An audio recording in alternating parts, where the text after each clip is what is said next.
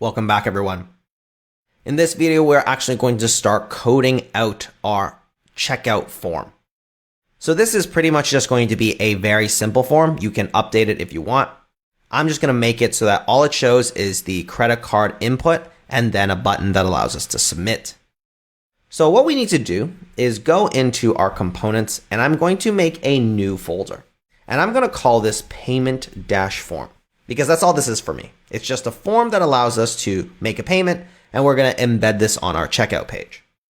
So here inside, I need this regular two files. I need payment-form.styles.jsx, and I need paymentform.component.jsx. So inside of our component, let's set up what we need. We are going to first import in essentially this card element that I keep talking about that Stripe.js gives us. So here I'm going to import in card element from @Stripe -React Stripe.js.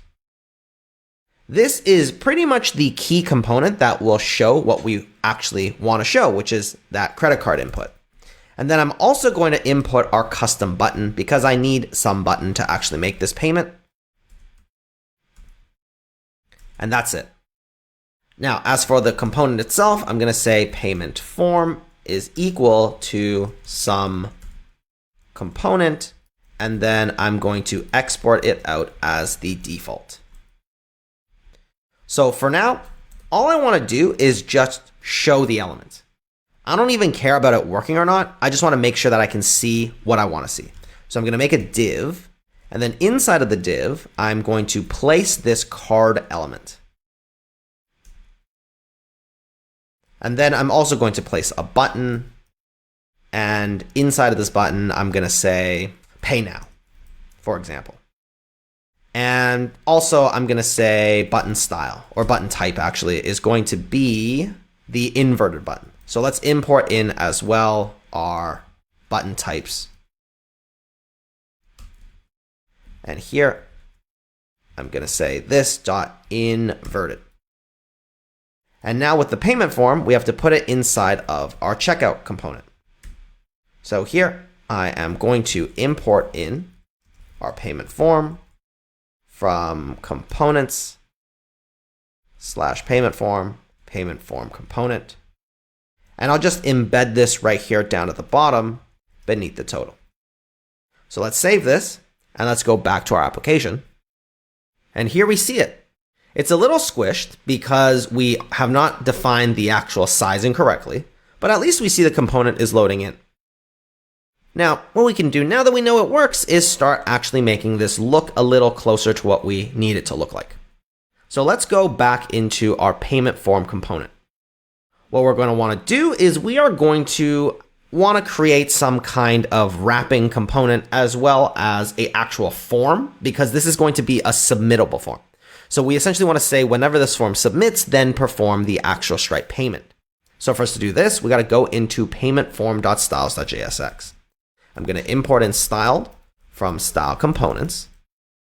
And here I'm not going to do anything too fancy. I'm just going to do a really simple container and then the form.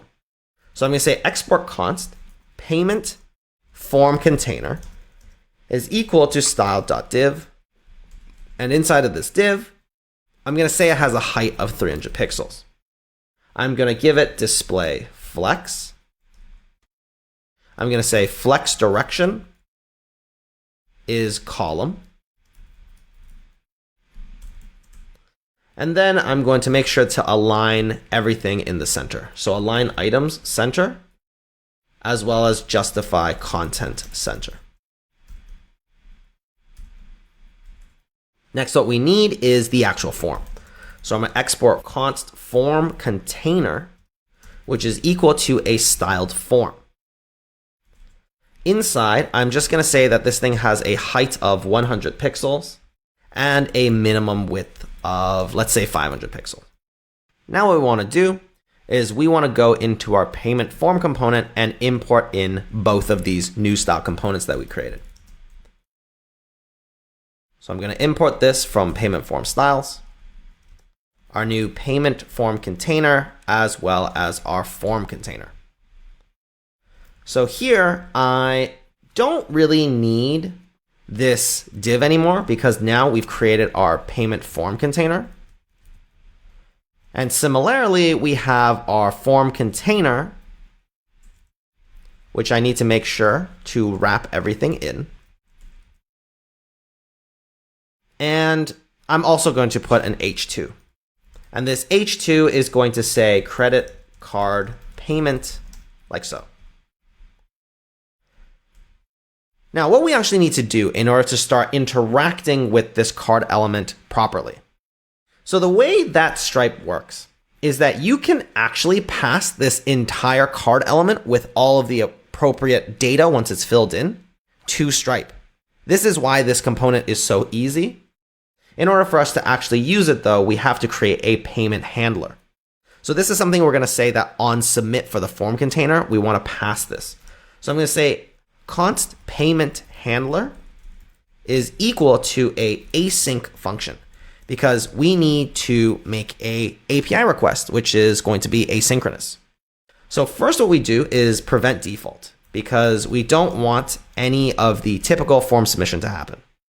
Now what we're going to do is we need to actually create a couple things with Stripe in order for this to work. So this is where we need to start introducing a couple hooks. From React Stripe.js, we need to import in the use Stripe hook as well as use elements. So here we're going to get a Stripe instance from use Stripe. And this is what we're going to use to actually make requests in the format that Stripe needs it to be. And then we're going to bring in elements, which is use elements. So very similar hook pattern that we're used to. Next, what we're going to need to do is we need to actually first make sure that these two hooks are loaded in when the payment handler fires. So in order for that to work, I'm going to say if there is no Stripe instance or there is no elements instance, in either case, I will just exit. I don't want anything to happen. So never proceed unless both of these are present. Then what we're going to do is we need to make a fetch request to our backend in order to create a payment intent. And a payment intent is essentially something that Stripe creates so that it knows that, oh, there is a payment coming. And this payment intent is what Stripe uses to actually confirm that there's a final payment about to happen. So for us to do that, we need to now start talking about our netlify function. So we're up to this point now where we need to actually make a request to the backend. So we got to touch upon the backend. So that's what we're going to do in the next video. We're going to figure out how to create a Stripe payment intent with a netlify function. I'll see you in the next video.